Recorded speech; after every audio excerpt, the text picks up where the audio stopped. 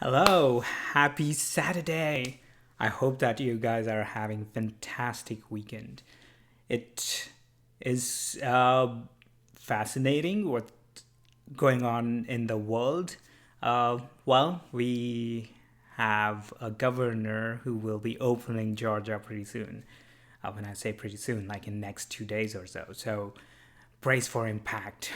I am um, well, in a way, I'm kind of split. I definitely see the harm happening to the people because of this economic downtime, and at the same time, making a swift decision to open up the state when we are going through this chaos and COVID 19 cases is stupidity.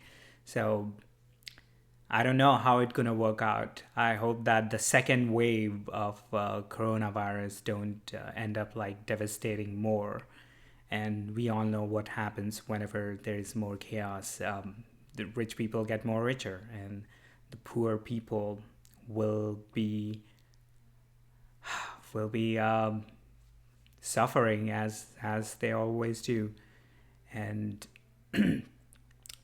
I guess one way to take off mind from whatever is happening out there is to create new hobbies and, at the very least, like read a book that will enrich you with good knowledge and take your mind away from whatever is happening out there. The other best way is to meditate always.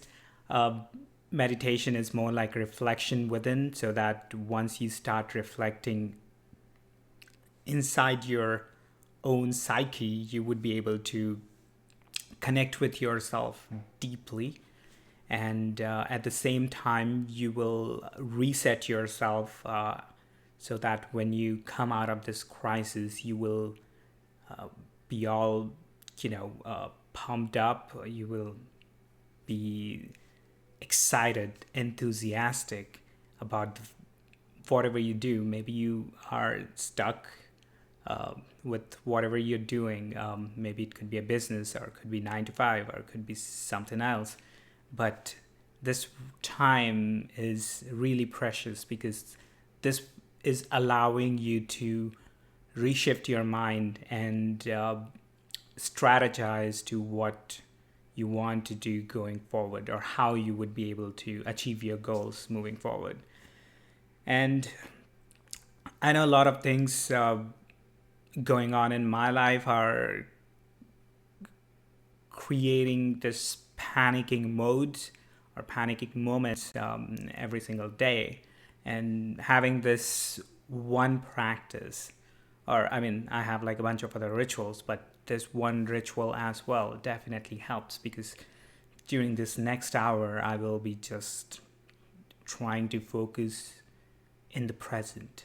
And trust me, mind is very, very difficult to kind of control. And it's not a new thing for you because I bet like you've been dealing with your own monkey mind for years. But the best part of it is once you learn that there is no failure, but there is just feedback, and try to use that to direct your focus on your, say, breath for 10 seconds, and there are good chances that your mind will wander. But whenever you realize that, bring it back to your breath and focus it for 11 seconds. Focus it for 12 seconds the next time the mind wanders.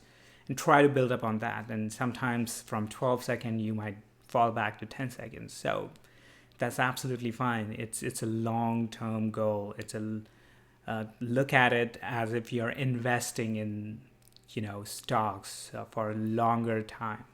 So you won't be able to become aware of everything within one session.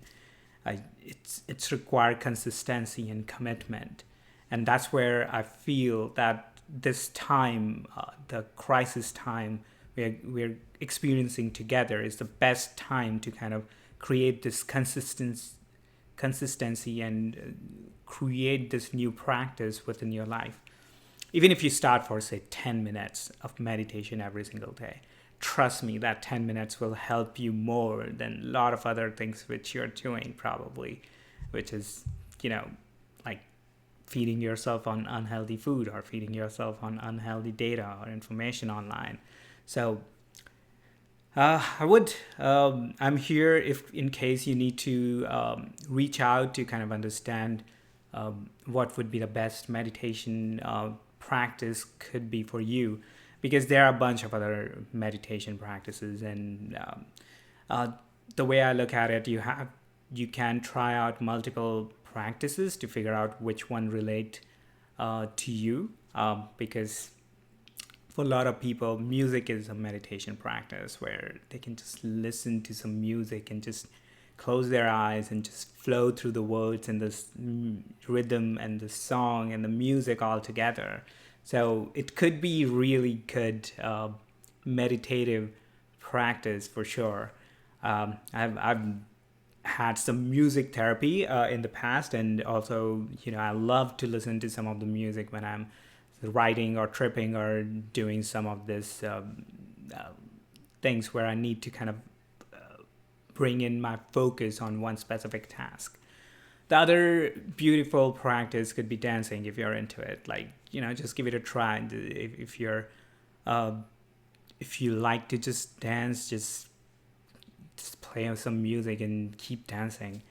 I did this a while back, and let me tell you, it was really interesting experience at that day. I mean, I don't do this like every single time, but once in a while, I feel like, you know, just going out there or going up there and just dancing, just move your body, and in some sense let your body flow through the music, and that's the best part of dancing. If you try to I mean, I'm by no means I'm a dancing expert or any expert for that matter, but the way I feel it, like, you know, just close my eyes and just, you know, feel the music and just let my body do whatever it wants to do. It feels so much relaxed altogether that whenever I come out of that, I feel like much better. One of the other practices which you can do is mindfulness, and you can do that while practicing a specific task. So when you're, say, doing your dishes, be mindful of the water, the flow of water, the temperature of water, and when you're scrubbing the dishes, how does it feel like? You know, the best thing would be like if you're paying complete attention. So, you know, if your eyes are on the dishes and the task you're doing, if your ears are listening to the or hearing the the sound water is making, or, you know, the sound when you're scrubbing the dishes, you feel, you hear, like, and also what you're feeling in that moment. So those moments, those mindful moments, can definitely help and bring your focus to a specific task. And likewise, there are other practices too, and that's why a lot of people get into this athletic sports, because that's one of the best way. I mean, all of these are best ways, I guess. Like, that's why you need to tap into what works for you. But sports is one of those, uh, one of the healthiest state to get into flow, because when you're playing, especially physical sport, you're actively moving around. So, you know, that's adding good stress on your body. And on top of that, your mind is also focusing on whatever you're playing. If you're playing tennis, then you're focused on uh, the ball. You know, if you're playing hockey, then again, yeah, you're focused on ball or puck, like for ice hockey, and so on. So, and especially in the team sports, where people are not just focused on what target they need to achieve to, but also kind of have to sync with other people or players, that takes the flow to like this group hive or a group flow state, which is very, very esoteric. And especially if you practice meditation with a bunch of other people, you can feel that at some moments, like everyone is synced up, and everyone's you can hear someone taking a deep breath like down the hall, and you can in some sense feel somebody else moving around, and you kind of sort of connect with so many different people. So it's really really fascinating to do group meditation.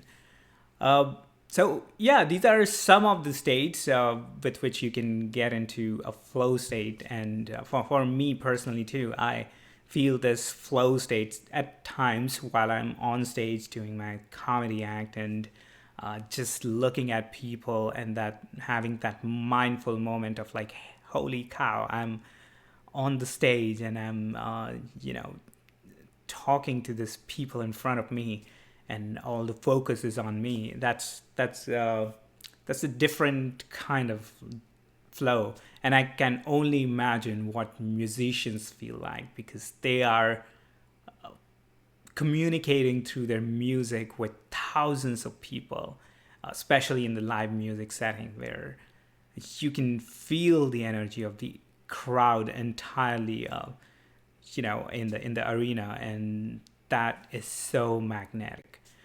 Uh, and yeah, one of the other way to get into flow is psychedelic, which is really fascinating how different cultures have been using psychedelics in one or the other form for centuries, for millennia, in fact, and how that became kind of an avenue to kind of look within and connect to a higher consciousness, whatever that means. Um, there are a lot of ways to get into flow state, and I personally feel that everyone have a freedom, a choice to figure out what works for them. And the least,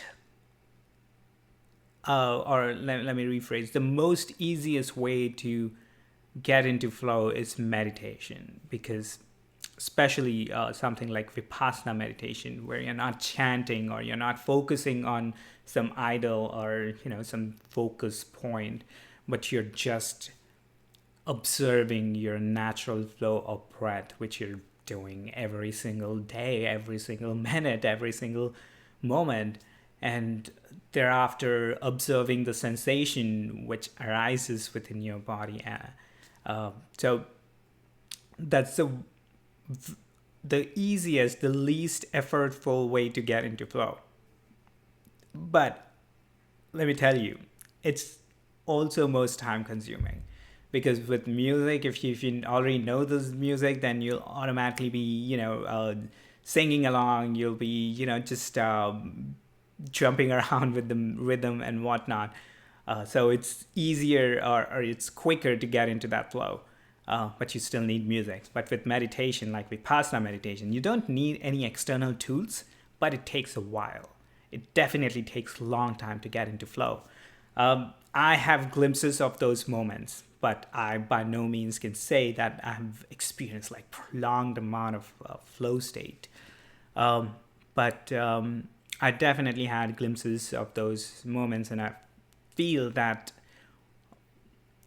like any investment, you have to consistently be monitoring it or observing it or investing into it, and there would be a period of time when your results will be compounded.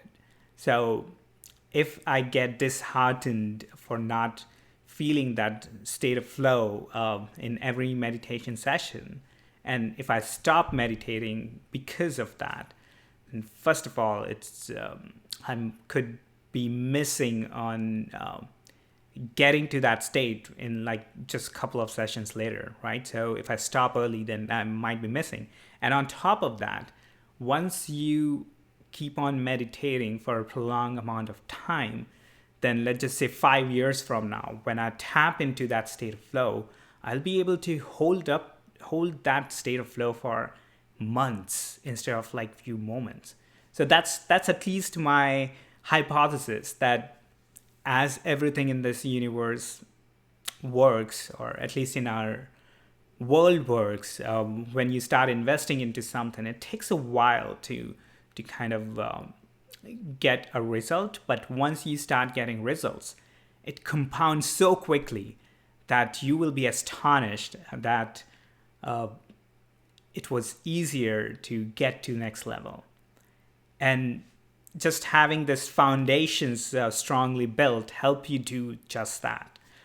Um, I can't remember in what podcast I heard this, but someone was pointing me that it's tougher to make $100,000 or first $100,000, but it's relatively easier to go from $100,000 to $300,000. Much easier to go from, say, $800,000 to $1 million or 1.5 million, and from 1.5 to 5.5 million. I'm just making up numbers, but the point I'm making is that once you start consistently investing your time, energy, focus on any of these practices, it will take a while till you reach the tipping point. But once you reach that tipping point, everything after that would be different, I guess. Like, or I shouldn't say tipping point, but a milestone. That would be a better analogy, because a tipping point you have to tip down, I guess.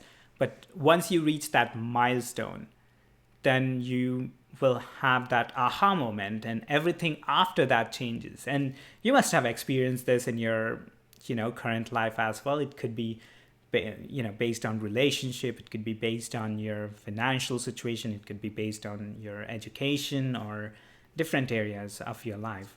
But the more time, energy, and focus you invest into anything, after a milestone, everything shifts. And let me also tell you one other thing, because I do like a lot of other things. I feel that there are so many other things or other concepts which are so intertwined. Like, for an example, maybe a couple years back, I was doing yoga, and within the yoga practice, I learned what's the importance of the core of your body, the spinal cord, so to speak, and the core itself lead you with different moves. And likewise, around the same time, I was also doing Zouk dance form, and it was the same concept. Like, you gotta lead with your core and move yourself with the core. And around the same time, I started doing Aikido, and it's the exact same point. You gotta lead with your core whenever you're defending yourself or performing some move. And at the same time, I was working on public speaking skills, right? And at the same exact point, like, you gotta feel it from the core. So there are so many different concepts which are spread across in like different arena or different areas of whatever you may be interested in. But once you start diversifying your interests and start doing like bunch of other things, you will see a common element within all of that. And that's when I started focusing more on my core. And at least when I do Aikido or do yoga or do archery for that matter, all of that comes from the core. And also with meditation, it's very important to have a good core, because if you're always dull and just if your posture is all over the place, then you won't even feel good. But that being said, sitting for an hour with your core straight is very, very painful. I'm already starting to feel a bit pain right now. So it takes a while, but like I was saying, having a mindful understanding of what you're doing is so very important. And once you find out the commonalities between different things you're doing, it becomes kind of easier to translate from one thing to other thing. So, I use this meditation mindfulness practice in the other area of the things. Like when I'm shooting arrows, I am very, very mindful. I'm going through all the moves in my head, like taking a right stance, having my core straight, uh, you know, pulling the arrow, making sure that I'm pushing the bow right and then releasing it right and like ending it correctly. So, it becomes kind of like a mantra where you start utilizing, say, meditative practice or mindfulness into other areas of your life. And let me tell you, that's so important now more than ever because we are bombarded with so many stresses. Most of these stresses are phantom because if you receive an email, it's not the most important part of your life. It could be, it could mean that you have to decide and respond as soon as possible so that you don't lose a business. I get that, but it's not the end of the world. So if we get stressed with, say, some phantom emails or some notifications or some random comment on your post, uh, you're actually utilizing the core energy of your body. You're using that to get triggered, to get stressful, and that will create this whole uh, stack on effect, so to speak. Like you'll be in order to you won't be able to make situation better. Like if you're already feeling stressful, the chances are you'll think about more stressful situations, and that will attract more stressful situations, and you will become more stressful, and that stack on to the already stress you're experiencing. So it's nowhere going to help you by any chance. uh, but yeah, that enough for today, I guess. That being said, I'm gonna start meditating for the next hour, and I use Vipassana technique to meditate, which means you can and if you want to meditate with me, it's very straightforward. Find a good comfortable place and um, be free to choose like a chair or something. If you feel like you need some backrest, then get a chair. That's okay, no problem at all. But find a comfortable place and then close your eyes, and with your eyes shut, just start focusing on the natural flow of breath. You don't have to consciously breathe because that would be breath work, which is amazing practice and a different conversation. But just by focusing on your natural flow of breath, you would start observing different sensations around your nasal area, and also observe the properties of the breath. So, the air you're breathing in, what's the temperature, what are all the areas of your nostrils that's touching. And likewise, the air you're breathing out, generally it's warmer than than the air you breathed in. So, what all areas of nostrils it's touching, and you will soon enough start feeling sensations around your nasal area. And once you get to that point, start focusing on that or on those sensations. Like just yesterday, I was feeling itchy at some place, and instead of immediately scratching it, I just directed all of my focus there because I want to see how long that itching sensation gonna last. And trust me, everything is temporary. Uh, if if you don't believe me, go and watch that picture or see that picture of I believe Shillong monk who lit himself on fire, and in the middle of the fire he is calmly meditating. So that's the power of control you can have on your mind. Like your body could be literally burning, and still you could be calmed and peaceful in your mind. And trust me, immense amount of practice. It takes immense amount of patience too. It takes consistency. It takes a lot of effort. And you and I, we are we are so much invested into this world, and I don't want to leave my this reality, my this world. Uh, and the way I feel it, I feel that life has flavors of everything. So they're gonna be the good, the bad, and the ugly. So I am all in to experience all of them, because that's what I feel life gonna have a better meaning, a complete, well-rounded experiences. And at the same time, I also want to solitude myself and meditate for, at least an hour every single day. But coming back to the sensations part, just observe any sensation, like itchy sensation or tingling sensation, or whatever your sensations may arise. So just observe that and let it fade away. With that note, I'm going to set an alarm for an hour and get started.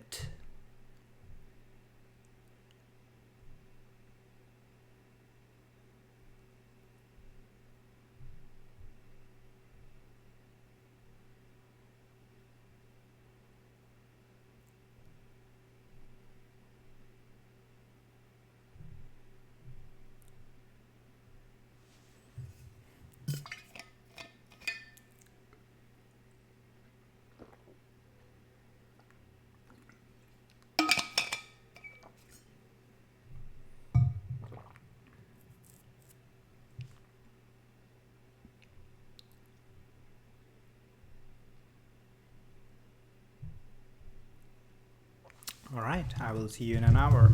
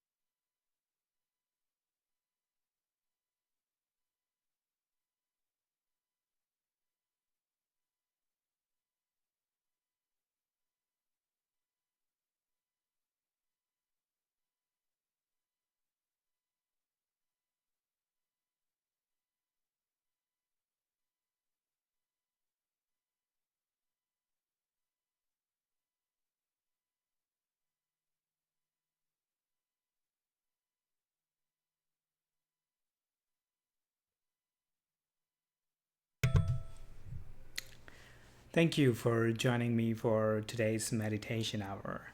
Until tomorrow,